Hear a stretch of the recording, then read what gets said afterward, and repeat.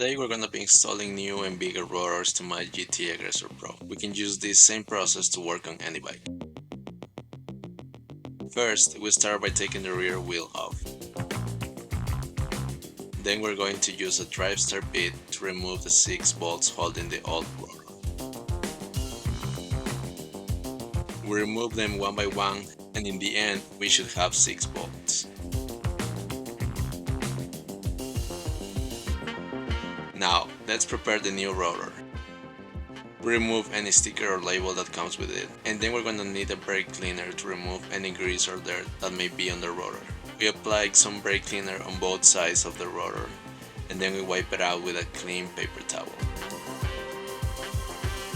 The rotor has to be dry, and make sure you do not touch the edges with your fingers to avoid any contamination. You hold the rotor by its inner side. Every rotor will have some warts indicating which way the rotor needs to be rotating. In my experience, and for the most part, you should put the rotor with the warts facing out. Now, let's put the rotor in. The new bolts have some Loctite, so we do not need to add any extra. First, we screw every bolt by hand. And once the 6 bolts are in, we can use a wrench to tighten them. Make sure to follow a star pattern to adjust them. A good rule of thumb is to tighten every bolt without using any force. Just let the wrench do its job. And after you have done that to every bolt, you are going to use a little bit of force to tighten them really well. Do not use a lot of force or you will damage the head of the bolt. Once that is done, it's time to put the wheel back on the bike and unscrew the caliper.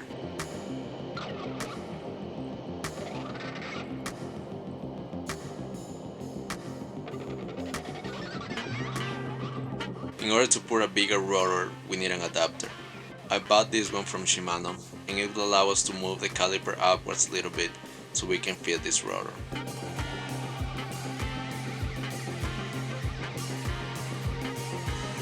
So you put the bolts onto the caliper, then you put some spacers. You have to do some experimenting with the spacers. I usually put 2 spacers first, and if I see that they don't fit well, I remove one.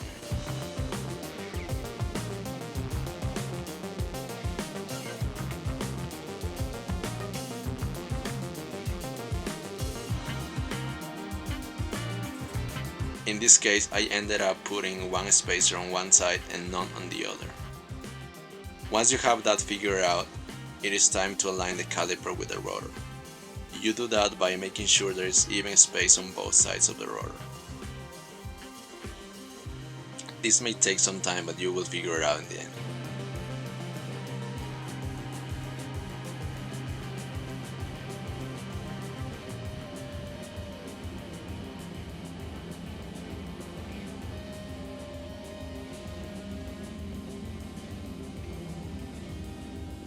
Now that you have your new rotor installed, take your bike for a ride and make sure you don't hear any weird noises when braking. And there you have it, you have successfully upgraded your mountain bike's rotor for better braking performance. Just remember to maintain your bike regularly.